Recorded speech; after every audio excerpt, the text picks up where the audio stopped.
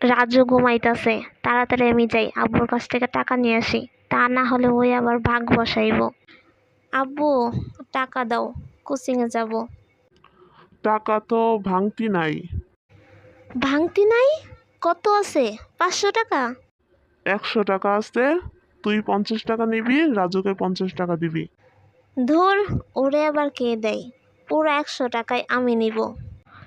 আজকে আমি তোরে খাওয়াবো। কি খাবি বল? সত্যি তুই খাওয়াবি? বার্গার খাবো। চল যাই। মামা, 2 প্লেট ঝালমুড়ি দেন তো। কি রে, তুই ঘুমাইতাছোস? মামা সামিরারে 100 টাকা দিছে। 100 টাকা দে। কিসের 100 টাকা? সুজন ভাইয়া বলছে আব্বু আমাকে 100 টাকা দিছে। সুজনের বাচ্চা। টাকা দে বলতেছি। টাকা নাই, যা। তোরা কি শুরু করছস? তোদের জন্য কি বাড়িতে থাকা যাইব না? পাশের ফ্ল্যাটেই তো তোদের মতো 2টা বাচ্চা আছে, ওদেরকে দেখছস এমন করতে?